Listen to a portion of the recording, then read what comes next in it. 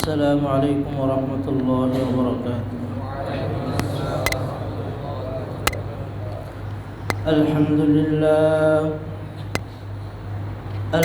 لله نحمده ونستعينه ونستغفره ونؤمن به ونتوكل عليه ونعوذ بالله من شرور أنفسنا ومن سيئات أعمالنا.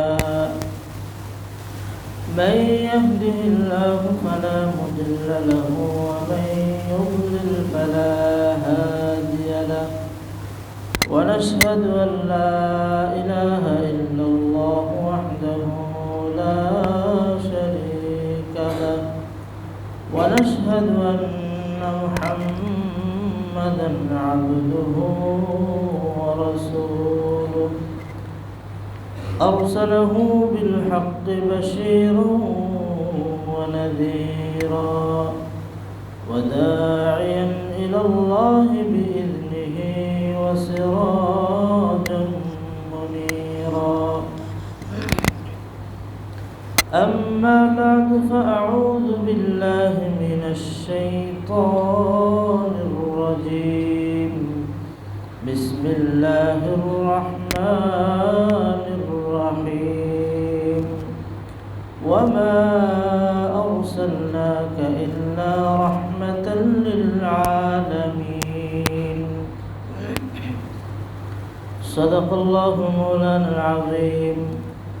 وعن أنس رضي الله تعالى عنه أن رسول الله صلى الله عليه وسلم قال: لا يؤمن أحدكم حتى أكون أحب إليه من والده وولده والناس أجمعين، أو كما قال النبي صلى الله عليه وسلم. شباب درود شريف اللهم صل على محمد وعلى آل محمد كما صليت على إبراهيم وعلى آل إبراهيم إنك حميد مجيد. اللهم بارك على محمد وعلى آل محمد كما باركت على إبراهيم وعلى آل إبراهيم إنك حميد مجيد. আল্লাহ তাআলার দরবারে লাখো কোটি শুকরিয়া, যে মহান রব্বুল আলামিন আমাদেরকে সুস্থ রেখে মহব্বত করে ভালোবেসে আল্লাহ তাআলার পবিত্র বিধান জুমার সালাত আদায়ের উদ্দেশ্যে মসজিদে উপস্থিত হওয়ার তৌফিক দান করেছেন। আমরা সকলে মহান রব্বুল আলামিনের দরবারে শুকরিয়া আদায় করি আলহামদুলিল্লাহ। শত কোটি দরুদ ও সালাম বর্ষিত হোক শফিউল মুযনিবিন রাহমাতুল লিল আলামিন মুহাম্মদুর রাসূলুল্লাহ সাল্লাল্লাহু আলাইহি ওয়াসাল্লামের প্রতি, যিনি মানব জাতির মুক্তির দূত হিসেবে প্রেরিত হয়েছিলেন। আমরা আবারও তার প্রতি দরুদ পাঠ করি সাল্লাল্লাহু আলাইহি ওয়াসাল্লাম।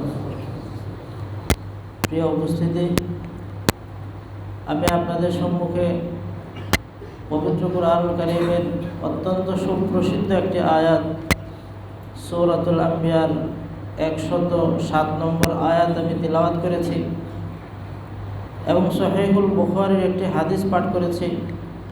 এই আয়াত এবং হাদিসকে সামনে রেখে কিছু কথা রাখবো। ওয়া মা তাওফীকি ইল্লা বিল্লাহ। আল্লাহ তাআলা আমাদের সকলকে আমলের নিয়তে শোনার তৌফিক দান করুন, সবাই বলি আমিন। আমরা সকলেই জানি মানবতার মুক্তির দূত মুহাম্মদুর রাসূলুল্লাহ সাল্লাল্লাহু আলাইহি ওয়াসাল্লামের জন্ম হয়েছিল এই রবিউল আউয়াল মাসে। তো রাসূলুল্লাহ সাল্লাল্লাহু আলাইহি ওয়াসাল্লামের জন্ম থেকে শুরু করে নবুয়ত পর্যন্ত, নবুয়ত থেকে ইন্তিকাল পর্যন্ত মৌলিকভাবে রাসূলুল্লাহ সাল্লাল্লাহু আলাইহি ওয়াসাল্লামের জীবনকে দুই ভাগে ভাগ করা যায়। একটা ভাগ হলো রাসূল সাল্লাল্লাহু আলাইহি ওয়াসাল্লামের জন্ম থেকে নবুয়ত পর্যন্ত 40 বছর বয়স পর্যন্ত, এটা একটা সময়। আর মুমিনদের জন্য, মুসলমানদের জন্য, কিয়ামত পর্যন্ত আগত সমস্ত মানুষের জন্য রাসূলুল্লাহ সাল্লাল্লাহু আলাইহি ওয়াসাল্লামের দ্বিতীয় যে পার্ট, অর্থাৎ নবুয়ত থেকে ইন্তিকাল পর্যন্ত, এটা আরেকটা গুরুত্বপূর্ণ সময়। এবং নবুয়ত থেকে নিয়ে ইন্তিকাল পর্যন্ত এই সময়টা হলো প্রত্যেকটা মুমিন মুসলমানের জন্য অনুসরণীয়, অনুকরণীয়। তো আমরা কিছু ইতিহাস কম বেশি সকলেই জানি। রাসূল সাল্লাল্লাহু আলাইহি ওয়াসাল্লামের জন্মের সময় কিছু অলৌকিক ঘটনা ঘটেছিল, সেগুলো আমরা মোটামুটি কম বেশি জানি। তো আজকে আমরা মূলত রাসূলুল্লাহ সাল্লাল্লাহু আলাইহি ওয়াসাল্লামের নবুয়তি জীবন এবং আমাদের করণীয় ইত্যাদি বিষয় সম্পর্কে আমরা কিছু আলোচনা শুনব, এবং যে বিষয়গুলো বিশেষভাবে আমাদের জন্য প্রয়োজনীয় এবং আমাদের জন্য অনুসরণীয়, অনুকরণীয়, সেই বিষয়গুলো মূলত আমরা আজকে বলার এবং শোনার চেষ্টা করব ইনশাআল্লাহ। আমরা সকলেই জানি এবং আমাদের প্রায় সকলের মধ্যেই একটা ধারণা বদ্ধমূল আছে যে রাসূলুল্লাহ সাল্লাল্লাহু আলাইহি ওয়াসাল্লামের জন্ম 12ই রবিউল আউয়াল হয়েছিল। আমাদের বই পুস্তকে বা পাঠ্যপুস্তকে এভাবেই লেখা আছে। তো সত্যিকার অর্থে রাসূলুল্লাহ সাল্লাল্লাহু আলাইহি ওয়াসাল্লামের জন্ম 12ই রবিউল আউয়াল ছিল কিনা এটা নিয়ে অনেক মতপার্থক্য আছে ঐতিহাসিকদের মধ্যে এবং সিরাত বিশেষজ্ঞ ব্যক্তিদের মধ্যে। রাসূল সাল্লাল্লাহু আলাইহি ওয়াসাল্লামের জন্ম রবিউল আউয়াল মাসের 8 অথবা 9 তারিখ হওয়ার পক্ষে বেশিরভাগ ঐতিহাসিক সিরাত বিশেষজ্ঞ ব্যক্তিগণ মতামত প্রদান করেছেন। তবে একটা বিখ্যাত সিরাত গ্রন্থ আছে, যে গ্রন্থের নাম সিরাতে ইবনে হিশাম, যেটা আমাদের দেশে এবং গোটা বিশ্বেই সবচেয়ে বহুল প্রচলিত, বহুল পঠিত একটা গ্রন্থের নাম হলো সিরাতে ইবনে হিশাম। এই সিরাতে ইবনে হিশামে রাসূল সাল্লাল্লাহু আলাইহি ওয়াসাল্লামের জন্ম 12 তারিখ অর্থাৎ 12ই রবিউল আউয়াল বলে বর্ণিত আছে। তবে রাসূলুল্লাহ সাল্লাল্লাহু আলাইহি ওয়াসাল্লামের জন্ম যে আমুল ফিল, যেটা সূরা ফিলের মধ্যে এসেছে, আলাম তারা কাইফা ফাআলা রাব্বুকা বিআসহাবিল ফিল, আসহাবুল ফিলের যে ঘটনা আছে, আমুল ফিল মানে হলো হাতির বছর, হস্তি বাহিনী বছর, অর্থাৎ যে বছর বাদশাহ আব্রাহা তার বাহিনী নিয়ে কাবাগর ধ্বংস করতে চেয়েছিল, ওই বছরেই যে রাসূলুল্লাহ সাল্লাল্লাহু আলাইহি ওয়াসাল্লামের জন্ম হয়েছে এটা সুনিশ্চিত। এবং এখানে আরেকটা বিষয় সুনিশ্চিতভাবে বলা যায় যে রাসূলুল্লাহ সাল্লাল্লাহু আলাইহি ওয়াসাল্লামের জন্ম সোমবারে হয়েছিল। রাসূলুল্লাহ সাল্লাল্লাহু আলাইহি ওয়াসাল্লাম প্রত্যেক সোমবার দিনে তিনি রোজা রাখতেন। এই ব্যাপারে তাকে প্রশ্ন করা হলো, ইয়া রাসূলুল্লাহ, আপনি কেন সোমবার দিন রোজা রাখেন? তখন রাসূলুল্লাহ সাল্লাল্লাহু আলাইহি ওয়াসাল্লাম বলেছিলেন যে বুলিতু ফীহি, যে এই দিনে আমি জন্মগ্রহণ করেছি এবং এই দিনে আমি নবুয়ত পেয়েছি। ওয়া উনজিলা আলাইয়া ফীহি, এবং এই দিনেই আমার প্রতি কোরআন অবতীর্ণ শুরু হয়েছে। এই হাদিস দ্বারা এটা প্রমাণিত যে রাসূলুল্লাহ সাল্লাল্লাহু আলাইহি ওয়াসাল্লামের জন্ম কিবারে হয়েছিল? সোমবারে হয়েছিল। রাসূলুল্লাহ সাল্লাল্লাহু আলাইহি ওয়াসাল্লামের জীবনের প্রত্যেকটা পড়তে পড়তে আমাদের জন্য শিক্ষা রয়েছে, কিন্তু আমরা সেই শিক্ষা গ্রহণ করি না। তো আমরা যদি সত্যিকার অর্থে রাসূলকে ভালোবাসি, তাহলে রাসূলের জন্ম পালনের জন্য সুন্নাহসম্মত পদ্ধতি কোনটা? তার জন্মের দিনে রোজা রাখা বা সোমবার দিনে রোজা রাখা। আমরা কি সেই রোজা রাখার সুন্নাহ পালন করি, নাকি 12ই রবিউল আউয়াল দুপুরবেলা জিলাপির আয়োজন করি? আমাদের জন্য করণীয় কোনটা তাহলে? এবং শুধু রাসূলুল্লাহ সাল্লাল্লাহু আলাইহি ওয়াসাল্লাম নন, পূর্বেকার অনেক নবী রাসূলদের তাদের বিশেষ কোনো প্রাপ্তি, বিশেষ কোনো বিজয়কে কেন্দ্র করে সবার মধ্যে যে সুন্নাহটা প্রতিষ্ঠিত ছিল এবং আছে, এবং এখনও যারা উলামায়ে কেরাম তারা কিন্তু সোমবার দিন রোজা রাখেন, 12ই রবিউল আউয়ালেও রাখেন এবং সারা বছর যতটা সম্ভব সোমবার দিনে রোজা রাখেন। আমরা মূসা আলাইহিস সালাতু ওয়াস সালামের কথা জানি। মূসা আলাইহিস সালাতু ওয়াস সালামকে আল্লাহ তাআলা আশুরার দিনে ফেরাউনের কবল থেকে মুক্ত করেছিলেন। এই জন্য মূসা আলাইহিস সালাতু ওয়াস সালাম কী করতেন? এই দিনে রোজা রাখতেন। এই জন্য একটা প্রতিষ্ঠিত সুন্নাহ, প্রায় অনেক নবী রাসূলদের একটা প্রতিষ্ঠিত সুন্নাহ হলো বিশেষ কোনো শুভ সংবাদ, বিশেষ কোনো বিজয় বা বিশেষ কোনো প্রাপ্তির দিনে তাদের থেকে প্রতিষ্ঠিত সুন্নাহ কি সেই দিনগুলোতে রোজা রাখা। তাহলে আমরা এই সুন্নতের উপর আমল করব তো ইনশাআল্লাহ। এই যে একটা কথা বললাম, রাসূল সাল্লাল্লাহু আলাইহি সাল্লাম থেকে তার জন্ম উপলক্ষে প্রতিষ্ঠিত একমাত্র আমল কোনটা? রোজা রাখা। এর বাহিরে আমরা এখন যা করছি এগুলোর সাথে সত্যিকার অর্থে রাসূল সাল্লাল্লাহু আলাইহি সাল্লামের বাস্তব জীবনের কোনো মিল নেই।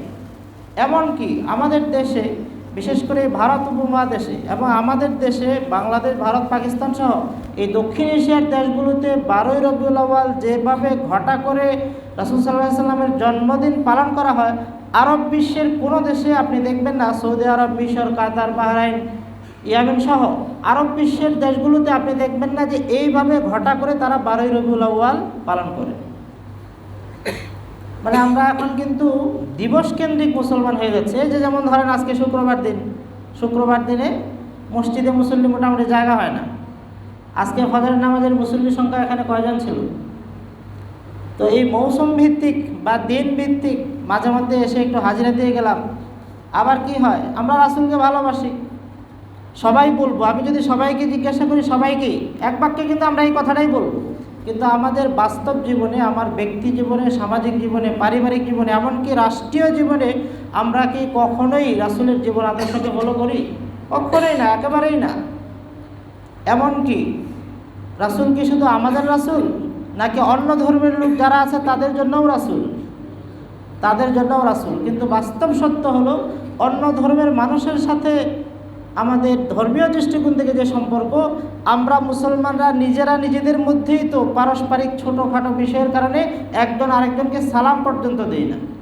তা আমি যে আয়াতটি তেলাওয়াত করেছি, এই আয়াতের মধ্যে আল্লাহ তাআলা বলেছেন, ওয়ামা আরসালনাকা ইল্লা রাহমাতাল লিল আলামিন। রাসূলুল্লাহ সাল্লাল্লাহু আলাইহি ওয়াসাল্লাম গোটা বিশ্বের সকল মানুষের জন্য রহমত। সুবহানাল্লাহ বলবেন না? আজকে আমাদের আদর্শ কারা? আজকে আমাদের আদর্শকে, আমাদের বই পুস্তকের মধ্যে আদর্শ কাদেরকে উপস্থাপন করা হয়েছে, মডেল হিসেবে কাকে দাঁড় করানো হয়েছে? কার্ল মার্কস, লেনিন, মাও সেতুং, রবীন্দ্রনাথ ঠাকুর বা আরও সহ অনেক মানুষ। তো আমি বলছিলাম, আমরা ধর্মকর্ম বলতে এখন কি বুঝি? ধর্মকর্ম বলতে বুঝি মসজিদে অন্যান্য 5 ওয়াক্ত গেলে ভালো, অন্তত জুমার দিন যেতে হয়। আমাদের বাস্তব চিন্তাটা কিন্তু এরকমই, যে যাই বলি। আবার বিরাট একটা অংশের কিন্তু জুমার খুতবাটুকুও শোনার সময় হয় না। জুমার খুতবা শোনা কি ওয়াজিব, সেই খুতবাটুকু শোনারও সময় হয় না। আর আমরা যারা খুতবা শুনিও তারাও এত ব্যস্ত, জুমার নামাজের কোনো রকম সালাম ফেরানোর পরেই ঠক ঠক ঠক ঠক করে আবার বের হয়ে যায়। জুমার নামাজের পরে আরও 4 রাকাত গুরুত্বপূর্ণ সুন্নাতে মুআক্কাদা আছে। কি শব্দ বলছি? সুন্নাহ কার আদর্শ? রাসূল সাল্লাল্লাহু আলাইহি সাল্লাম। তো সত্যিকার অর্থে যদি আমরা তাকে ভালোবাসি, আমার আপনার প্রত্যেকের জন্য উচিত কি? নামাজের পরের 4 রাকাত সুন্নাত আদায় করে তারপরে মসজিদ থেকে বের হওয়া। এমনকি যত সময় আপনাকে সিঁড়ির কাছে দাঁড়িয়ে থাকতে হয়, ততটুকু সময়ে কিন্তু সুন্নাত নামাজ পড়া হয়ে যায়। কিন্তু এখানে বসার সময় নেই। তো আমরা বলছিলাম, আমরা বারবার বোঝানোর চেষ্টা করব যে আপনার প্রত্যেকটা ক্ষেত্রে আমার রাসূলের অনুসরণ করতে হবে, থাকতে হবে। তো আমরা ব্যক্তি জীবনে কিছুটা সুন্নতের অনুসারী হলেও আমরা রাষ্ট্রীয় সুন্নতের প্রতি একেবারে অনীহা পোষণ করি। সুন্নত কতটুকু পালন করি? যতটুকু পালন করলে আমার পদ পদবী সব কিছু ঠিক থাকবে, ততটুকু। যতটুকু পালন করলে আমার পদ পদবী, চাকরি বাকরি সব কিছু ঠিক থাকবে, ততটুকু সুন্নত পালন করি। আর বাকিটুকু হিকমতের নামে আস্তে করে চুপ থাকি। আমরা আয়াত বলি, তা'মুরুনা বিল মারুফ ওয়া তানহাউনা আনিল মুনকার, যে সৎ কাজের আদেশ এবং অসৎ কাজের নিষেধ। তো সৎ কাজের আদেশ কিছুটা করলেও অসৎ কাজের নিষেধ কি আমরা করি? আসলেই করি? অন্তত আমার ক্ষমতা অনুযায়ী, আমার নৈতিকতার জায়গা থেকে অনেক সময় তো আমি দেখি এতটুকু কথাও আমরা বলতে ভয় পাই যে ভাই এই কাজটা করো না। অথচ রাসূলুল্লাহ সাল্লাল্লাহু আলাইহি ওয়াসাল্লামের আদর্শ কি, সুন্নাত কি, মান রাআ মিনকুম মুনকারান ফালইউগাইয়িরহু বিয়াদি, যখন কোনো মানুষকে কোনো অন্যায় করতে দেখবে তুমি সেটা হাত দ্বারা প্রতিহত করবে। ফাইন লাম ইয়াস্তাতি ফাবিলিসানি, হাত দ্বারা যদি তোমার প্রতিহত করার মতো শক্তি সামর্থ্য না থাকে তখন তুমি জবান দিয়ে প্রতিবাদ করবে। ওয়াইল্লাম ইয়াস্তাতি ফাবিকলবি, আর যদি মুখ দ্বারা বলারও কোনো সুযোগ না থাকে তখন তুমি অন্তরে ঘৃণা করবে। তো অনেকে তো কার্যক্রম দেখে ঘৃণা প্রকাশ পায় না। ওয়াযালিকা আযাফুল ঈমান, আর মনে মনে ঘৃণাটাকে বলা হয়েছে এটা হলো ঈমানের সবচেয়ে দুর্বলতম স্তর। ঈমানের সবচেয়ে দুর্বলতম স্তর কি? মনে মনে ঘৃণা করা। আজকে একটা সুন্নতের কথা বিশেষভাবে বলবো। আমার মূল আলোচ্য বিষয় কি? সুন্নত। সুন্নত মানে কি? আদর্শ। আদর্শ কার আদর্শ? রাসূলুল্লাহ সাল্লাল্লাহু আলাইহি ওয়াসাল্লামের আদর্শ। আমি ইতিপূর্বে অনেক ভাইয়ের সাথে কথা বলেছি, বিশেষ করে একটা গুরুত্বপূর্ণ সুন্নাতের প্রতি দাওয়াত দিয়েছি। সেই সুন্নাতটা হলো দাড়ি রাখা। দাড়ি রাখা সুন্নত না, দাড়ি রাখা ওয়াজিব। পূর্বে অনেকেই এমন কিছু বলেছেন যে পরিস্থিতি ভালো না, দাড়ি রাখলে পুলিশ মামলা দেয়, ধরে নিয়ে যায়, চাকরির ভাইভাতে গেলে আগে থেকে বের করে দেয়। এটা বাস্তব। অনেক ক্ষেত্রেই কিন্তু আমাদের মধ্যে এমন ভুক্তভোগী অনেকে আছে। তো পরবর্তীতে সময়ে তো, যদিও এটা আমার কাছে একান্ত অজুহাতি মনে হয়, বাংলাদেশের মতো দেশে 98% মুসলমানের দেশে, যদিও নামগাঁও আসতে মুসলমান, ফজরের নামাজের মুসল্লি নাই, কোরবানি আসলে বোঝা যায় যে আমরা 95% বা 98% মুসলমান। বাংলাদেশের মতো দেশে থেকে, এমনকি ডুয়েটের মতো এরকম একটা অনুকূল পরিবেশে থেকেও যদি আমি রাসূলের সত্যিকারের আশেক, রাসূল প্রেমিক, রাসূলকে ভালোবাসতে না পারি, দাঁড়িয়ে রাখতে না পারি, আপনি আমাকে বলেন পৃথিবীর কোন দেশে গেলে, কোন জায়গায় গেলে আপনার পক্ষে দাঁড়িয়ে রাখা সম্ভব? পৃথিবীর কোনো দেশে গেলে সম্ভব? কোন দেশে গেলে সম্ভব? তো যাই হোক, সময় এখন পরিবর্তন হয়েছে। এখন তো আর এই অজুহাত থাকার কথা না, নাকি? আমরা কি বৈষম্যমুক্ত সমাজ চেয়েছি? বৈষম্যমুক্ত রাষ্ট্র চেয়েছি? যদি সত্যিকার অর্থে তাই হয়, তাহলে অন্ততপক্ষে এই রাসূলের আদর্শ মানার কারণে, সুন্নতি পোশাক, লিবাস পোশাক পরিধান করার কারণে, দাড়ি রাখার কারণে বা ধর্মীয় বিধিবিধান পালন করার কারণে কেউ যেন বঞ্চিত না হয়, তার প্রাপ্য থেকে, তার ন্যায্য প্রাপ্য থেকে যেন বঞ্চিত না হয়, সেই বিষয়টা আমাদেরকে সুনিশ্চিত করতে হবে। সবাই রাজি আছি তো ইনশাআল্লাহ? ইনশাআল্লাহ কারা বলছেন? যাদের দাঁড়িয়ে আছে তারা, তাদের আওয়াজটা মনে হয় একটু বড় করে আসছে। আর যাদের নাই, চাকরি বা হইলো মানলাম, ম্যাডাম তো পছন্দ করে না, যাকে পছন্দ করে রাখছে। রাসূলুল্লাহ সাল্লাল্লাহু আলাইহি ওয়াসাল্লামের আদর্শ কি? আল্লাহ তাআলা বলেছেন, যদি সত্যিকার অর্থে মুসলমান আমি হয়ে থাকি, তাহলে আমাকে রাসূলের আদর্শ পুরোটাই মেনে নিতে হবে। আল্লাহ তাআলা বলেছেন, ইয়া আইয়ুহাল্লাযীনা আমানু, হে ঈমানদারগণ, উদখুলু ফিস সিলমি কাফা, তোমরা ইসলামে পরিপূর্ণ প্রবেশ করো। আমরা কি পরিপূর্ণ প্রবেশ করি নাকি আংশিক? ওই যে কথাটা বলছিলাম, এখন মসজিদ বলতে আমরা কি বুঝি? অন্যান্য দিন মাঝে মধ্যে আসতে পারলে ভালো, শুক্রবারে আসতে হবে। আর ইমাম সাহেব হিসাবে, ইমাম সাহেবের কাজ কি? 5 ওয়াক্ত নামাজ পড়ানো, আর মাঝে মাঝে আপনাদের কেউ মারাটারা গেলে একটু দাওয়াত টাওয়াত খাওয়া। বাস্তব চিত্রটা কিন্তু এরকমই। কিন্তু ইসলামের যে একটা রাষ্ট্রীয় রূপরেখা আছে, ইসলাম যে একটা রাষ্ট্র ধর্মের নাম, এবং রাষ্ট্রীয়ভাবে ইসলাম প্রতিষ্ঠিত করা ছাড়া যে সত্যিকার অর্থে ইসলাম মানাই সম্ভব না, এতটুকু কনসেপ্ট আমাদের এই বর্তমান যুগের উচ্চশিক্ষিত কয়েকজন তরুণের মাথায় আছে। পরিপূর্ণ কোরআনের আইন যতক্ষণ পর্যন্ত প্রতিষ্ঠিত না হবে, ততক্ষণ পর্যন্ত বৈষম্যমুক্ত সমাজ এবং রাষ্ট্র গঠন হওয়া সম্ভব না। আপনারা লিখে রাখেন, কোনোভাবেই সম্ভব না। একজন যাবে আর একজন আসবে। একজন খেতে খেতে যখন শরীরে একটু তেল হয়ে যায়, যাই হোক, সরে যাবে, আর অনেকজন যারা না খেয়ে আছে তারা আবার নতুন করে শুরু করবে। আবার তারা হয়তো সরে যাবে, আবার আরেকজন আসবে।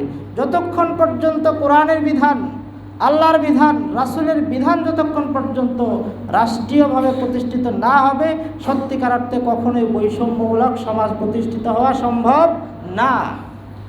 ওমর রাদিয়াল্লাহু তাআলা আনহুর ঘটনা আমরা জানি না? ওমর রাদিয়াল্লাহু তাআলা আনহু যখন খলিফাতুল মুসলিমিন, সত্যিকার অর্থে বলবো কি, আমরা যদি কোরআন হাদিস পড়ি তাহলে জানতে পারবো ইসলামের মূল কনসেপ্টটাই হলো বৈষম্যমূলক না, বৈষম্যহীন, বৈষম্যমুক্ত সমাজ ব্যবস্থা প্রতিষ্ঠা করা। ওমর ফারুক রাদিয়াল্লাহু তাআলা আনহু জুমার দিনে একটা জামা গায়ে দিয়ে এসেছেন। তো তখনকার ওনাদেরকে এক ধরনের একটা কাপড় উপহার দেওয়া হয়েছিল, সবাইকে চাদর। তো একটা চাদর দিয়ে একটা জুব্বা বানানো সম্ভব না। তো ওমরে ফারুক রাদিয়াল্লাহু তাআলা আনহু যে জুব্বা গায়ে দিয়ে এসেছেন, স্বাভাবিকভাবেই সেই জুব্বা বানাতে মিনিমাম 2টা চাদর লেগেছে। তো সাহাবী জিজ্ঞাসা করলেন যে বৈষম্যমূলক রাষ্ট্রে চাদর তো আমিও একটা পেয়েছি, আপনারও একটা পাওয়ার কথা, তো এক চাদরে তো আপনার জুব্বা হওয়ার কথা না, তাহলে আপনি জুব্বা বানালেন কি করে? তখন ওমর ফারুক রাদিয়াল্লাহু তাআলা আনহু বলেছিলেন যে তাকে আরেকজন হাদিয়ে দিয়েছেন।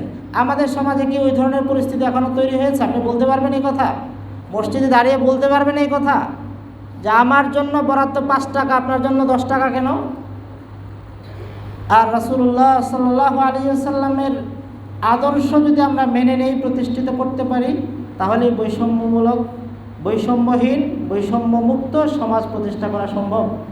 রাসূলুল্লাহ সাল্লাল্লাহু আলাইহি ওয়াসাল্লাম বিদায় হজের ভাষণে বলে গিয়েছিলেন, লাইসা লিল আরাবি ওয়ালা লিল আজামি ওয়ালা আহমার আলা আসওয়াদা, যে আরব অনারবের মধ্যে কোনো বৈষম্য নেই। আরব হওয়ার কারণে তাদের বিশেষ কোনো শ্রেষ্ঠ থাকবে, এটা হবে না।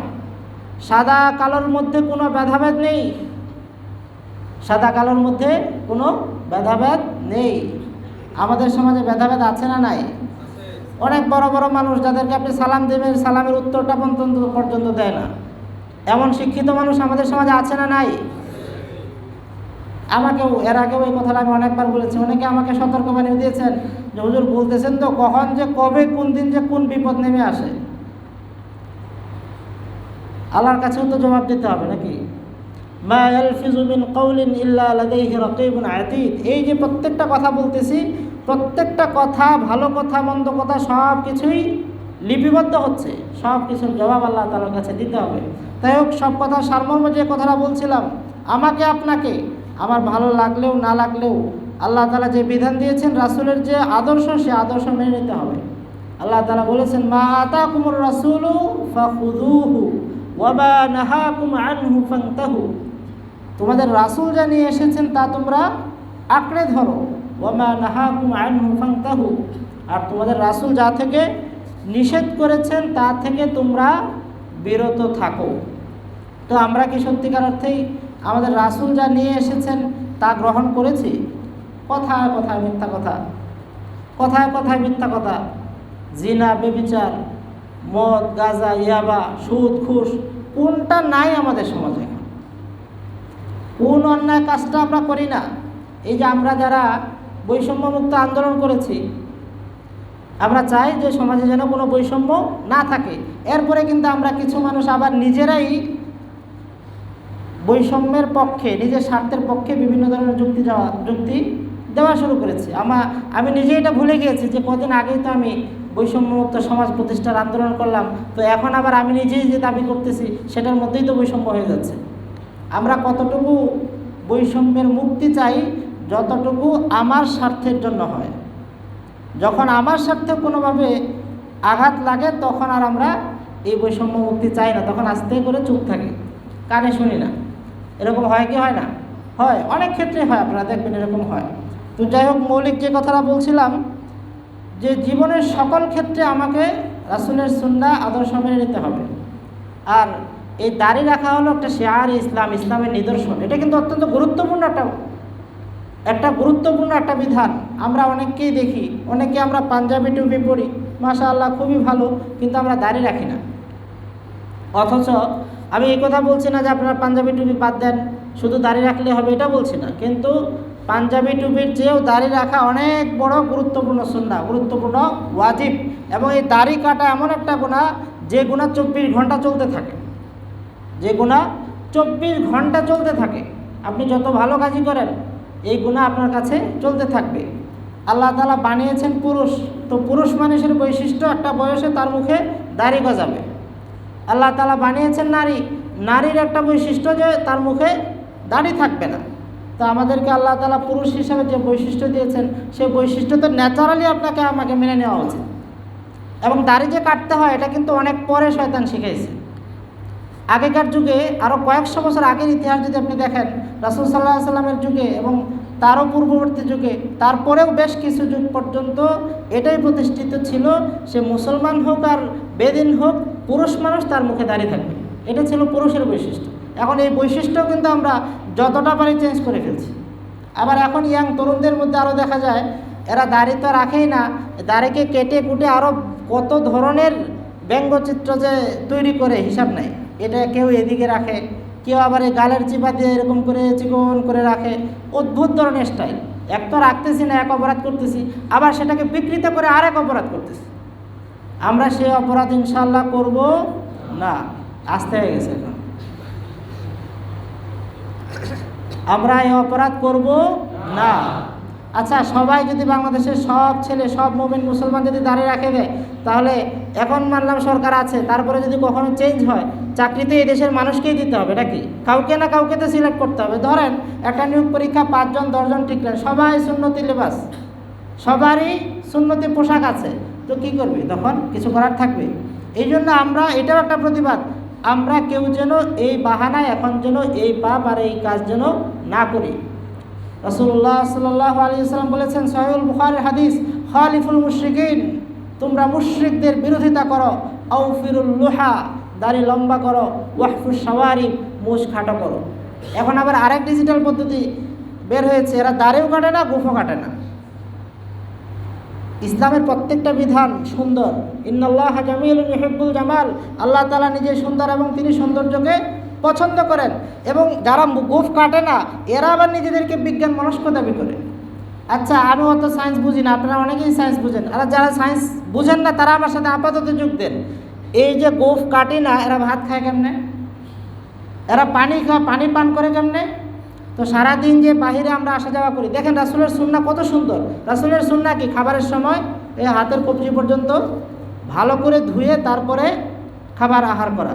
কিন্তু এই যে দাড়ি মোষ, যদি মোষ না কাটে তাহলে এরা পানি পান করার সময় নিশ্চয়ই ওর গোঁফ ওই পানির মধ্যে ভিজে, আর ভিজার কারণে এই দুনিয়ার বা এই যে ধুলা বালি এগুলো পেটের মধ্যে যাচ্ছে। এটা খুবই বিজ্ঞানসম্মত নাকি? আসলে মজার ব্যাপার হচ্ছে, আমাদের দেশে একটা স্লোগান আছে যে বিজ্ঞান মনস্ক তরুণ প্রজন্ম তৈরি করতে হবে। আপনারা শুনেছেন এই স্লোগানটা? কিন্তু আপনারা, আমি আশা করি আমার সাথে একমত হবেন, বাংলাদেশে যারা যারা এই স্লোগানটা বেশি দেয়, এরা কেউই বিজ্ঞান নিয়ে কোনো পড়াশোনাই করেনি। আপনারা ঠিক বললেও ঠিক, না বললেও ঠিক, এটাই ঠিক। কেন? আমি যদি ছোট্ট করে উদাহরণ দিই, বাংলাদেশের বিজ্ঞান নিয়ে চর্চা করে কারা? বাংলাদেশ প্রকৌশল বিশ্ববিদ্যালয় বুয়েট, তারপরে যদি আসেন ঢাকা মেডিকেল বা মেডিকেল সেক্টরে যারা পড়াশোনা করে, তারপরে সিরিয়ালে যদি আসেন অন্যান্য প্রকৌশল ও প্রযুক্তি বিশ্ববিদ্যালয়ের যারা ছাত্রছাত্রী আছেন, তারাই তো বিজ্ঞান নিয়ে চর্চা করেন। কিন্তু এই সমস্ত বিজ্ঞান মনস্ক যারা নিজেদেরকে দাবি করে এবং যারা রাস্তায় বিভিন্ন জায়গায় স্লোগান দেয়, এদের কেউই আপনি দেখবেন বুয়েটে এই ধরনের বিজ্ঞান মনস্ক নাস্তিকের সংখ্যা একেবারে নাই বললেই চলে, থাকলেও একেবারে হাতাগোনা। ঢাকা মেডিকেলে আপনি খুঁজবেন, বা সলিমুল্লাহ মেডিকেলে খুঁজবেন, রাজশাহী মেডিকেলে খুঁজবেন, এমনকি আমার অবজারভেশনে আমি যতটুকু দেখেছি, বাংলাদেশের যে সমস্ত শিক্ষা প্রতিষ্ঠান বিজ্ঞান রিলেটেড, যারা বিজ্ঞান নিয়ে পড়াশোনা করে, এদের মধ্যে নামাজি ছাত্রছাত্রীর সংখ্যা অন্যান্য সাধারণ বিশ্ববিদ্যালয়গুলোর তুলনায় অনেক বেশি, অনেক বেশি। আপনারা একটু খেয়াল করে দেখবেন, প্রকৌশল বিশ্ববিদ্যালয়ের ছাত্রছাত্রী, শিক্ষক, কর্মকর্তা, কর্মচারী তুলনামূলক অন্যান্য সাধারণ বিশ্ববিদ্যালয়গুলোর তুলনায় অনেক বেশি। বাংলাদেশের এই সমস্ত বিজ্ঞান মনস্ক কোন ডিপার্টমেন্ট থেকে তৈরি হয়? কলা অনুষদ, চারুকলা, যাই হোক। তো আসলে ধর্ম সম্পর্কে না জানার কারণে, অজ্ঞতার কারণে এই সমস্ত অবিজ্ঞান মনস্ক তৈরি হয়ে এরা নিজেদেরকে বিজ্ঞান মনস্কতা দাবি করে। তো রাসূলের সুন্নাহ মেনে নেয়াই বিজ্ঞানসম্মত পদ্ধতি এবং পন্থা। সুন্নাহসম্মত লাইফস্টাইল যদি কেউ ফলো করে, তাহলে তার জীবনে সে অনেক রোগপীড়া থেকে বেঁচে যাবে। এই যে আপনারা বিজ্ঞান মনস্ক মানুষ সব, কিন্তু রাতের বেলা ঘুমান 2টা বাজে। সুন্নত কি? এশার নামাজের পরে সব বন্ধ, ঘুমিয়ে যাব, লাইট অফ। আপনাদের হলে, রুমে, হলের কথা বলছি না, আপনাদের বলা সহজ, ছাত্র মানুষ তো। আমাদের আবার আবাসিকের কথা বললে স্যাররা যদি আবার খেপে যায়, আরেক সমস্যা। এই যে আপনাদের হলে লাইট জ্বলে কটা পর্যন্ত? 2টা পর্যন্ত। এটা কি সত্যিকার অর্থে বিজ্ঞান মনস্কতার প্রমাণ? বিজ্ঞান মনস্ক কি? মেডিকেল সায়েন্স কি বলছে? যে রাত 10টার মধ্যে ঘুমিয়ে যাওয়া এটা স্বাস্থ্যসম্মত। আর আপনারা সকালবেলা উঠেন কটা বাজে? সকাল 10টা বাজে। অনেকেই দেখি আমরা অনেক সময় মসজিদ থেকে দেরি করে যাই, 8টা বাজে যখন ক্লাস থাকে, খাতা পকেটে একটা, আর চোখ কষলাইতে কষলাইতে কিসের নাস্তা আর কিসের খাবার দাবার। অনেক ছাত্র কিন্তু সকালবেলা নাস্তা করার সুযোগ হয় না। সূর্যোদয় দেখান না 1 মাস যাবৎ, 2 মাস যাবৎ, 6 মাসের মধ্যে আল্লাহ তাআলার পুত্র সূর্যোদয় দেখতে পারেননি এমন মানুষের সংখ্যা আমাদের সমাজে একেবারে কম না। রাসূলের সুন্নাহ কি? সকাল সকাল ঘুমিয়ে যাওয়া, এশার নামাজের পরে ঘুমিয়ে যাওয়া, সকাল সকাল ঘুম থেকে ওঠা। আমরা যারা বিজ্ঞান মনস্কতার দাবি করছি, আমাদের মধ্যে আসলে বিজ্ঞানের চর্চা নেই। আমরা আবার যাদেরকে মনে করি যারা ব্যাকডেটেড, এরা কিছুই জানে না, এদের মধ্যে আবার আমি বিজ্ঞান মনস্কতার বাস্তবিক প্রমাণ আমরা পেয়েছি। আমরা যখন হিফজ পড়তাম, আমার মনে আছে রাত 10টার পরে আমাদের ঘুমানো বাধ্যতামূলক। কোনো হিফজ বিভাগে, কোনো মাদ্রাসায়, কোনো মাদ্রাসার ছাত্রাবাসে আপনি রাত 10টার পরে লাইট জ্বলতে দেখবেন না। আবার আমরা যেন ফজরের নামাজের পরে কোনোভাবেই ঘুমাতে না পারি, এই জন্য প্রত্যেকটা গ্রুপ ওয়াইজ বা প্রত্যেকটা রুম বা 2-3টা রুম দেখাশোনা করার জন্য আলাদা আলাদা আবাসিক শিক্ষক ছিলেন। এই শিক্ষকের দায়িত্ব হলো এই ক্লাসের ছাত্রদেরকে উনি দেখবেন ওরা কেউ ফজরের পরে ঘুমায় কিনা। বিজ্ঞান মনস্কতার কি প্র্যাকটিস! অথচ আমরা দাবি করতেছি আমরা বিজ্ঞান মনস্ক, আমাদের মধ্যে কোনো প্র্যাকটিস নাই। এই প্র্যাকটিস হওয়া উচিত কি উচিত না?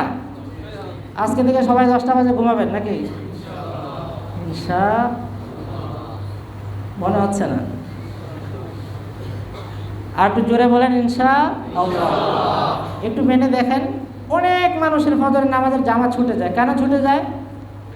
ফজরের নামাজটা যদি আর একটু পরে হয়তো 8টার দিকে হইতো। আপনারা বলছেন কিন্তু এই কথা আমাকে, অনেকেই বলছেন ফজরের নামাজটা আসলে একটু কষ্টই হয়ে যায়। অনেক মানুষ, আমাদের সমাজে অনেক মানুষ দেখবেন 4 ওয়াক্ত নামাজ পড়ে, ফজরের নামাজ পড়ে না। পড়ে না মানে ঘুমিয়ে থাকে। আপনি প্র্যাকটিস করেন, আপনি দেখেন, আপনি এশার পরে আর মোবাইল হাতে নেবেন না। সুন্নাতের আলাপ করছি, কিন্তু আমি কিন্তু ব্যক্তিগত গল্প করতেছি না, সুন্নার ব্যাখ্যা বলছি। এশার নামাজের পরে আপনি মোবাইল থেকে দূরে থাকবেন। এশার নামাজের পরে ফেসবুক, ইউটিউব, মেসেঞ্জার আপনি সব অফ করে দেন। অন্তত ঘুমানোর 2 ঘন্টা আগে, আপনি মোবাইল থেকে দূরে থাকেন। রাত 10টা বাজে ঘুমিয়ে যান, ফজরের নামাজের সময় আপনি ইজিলি জাগতে পারবেন ইনশাআল্লাহ। আর তাছাড়া রাত 2টা বাজে আপনি ঘুমাবেন, যতই চেষ্টা করেন হবে না, কষ্ট হয়ে যাবে। আল্লাহ তাআলা মানুষকে বানিয়েছেন কখন কোন কাজ করতে হবে, সেই কাজ সবচেয়ে ভালো জানেন কে? আল্লাহ।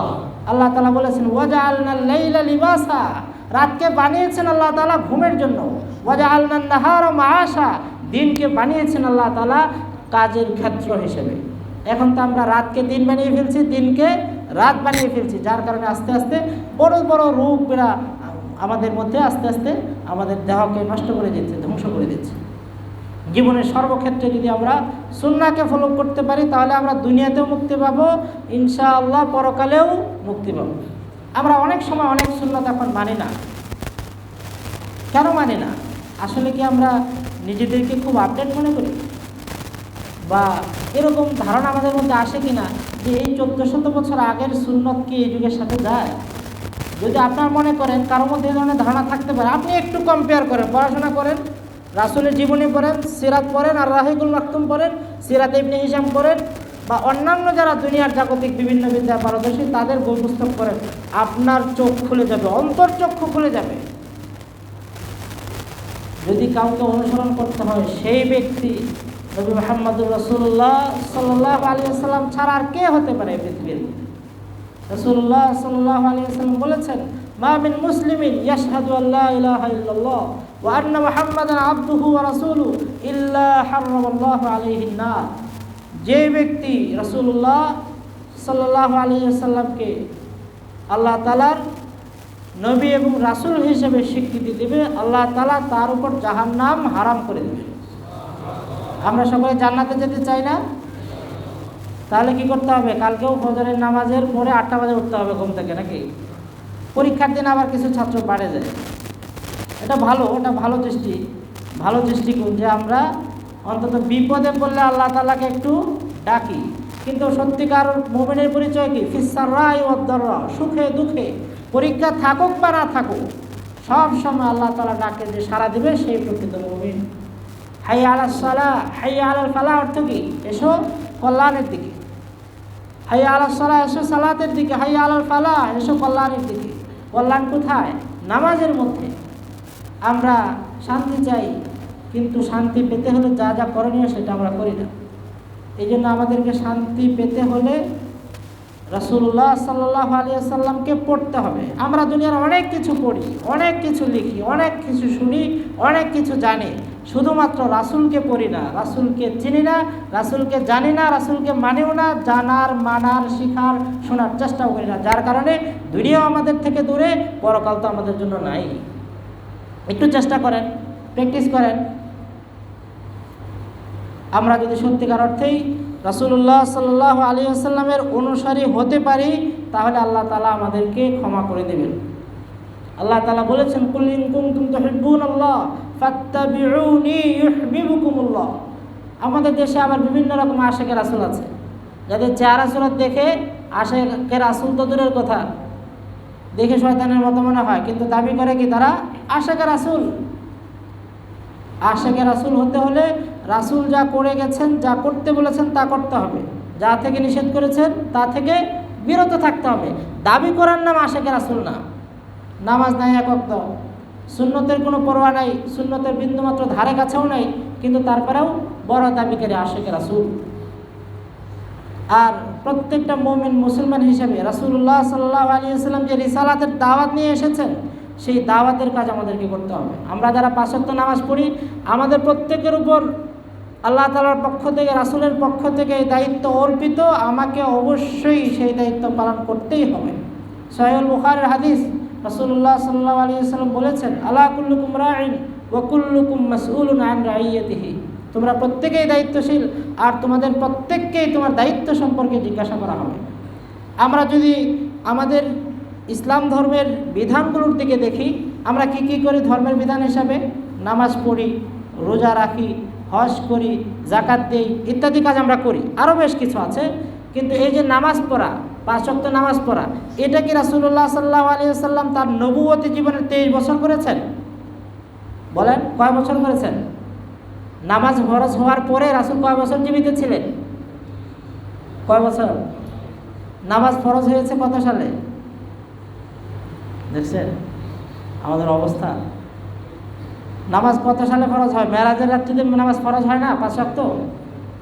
রাসূল সাল্লাল্লাহু আলাইহি ওয়াসাল্লামের মক্কি জীবনের শেষ সময়ে।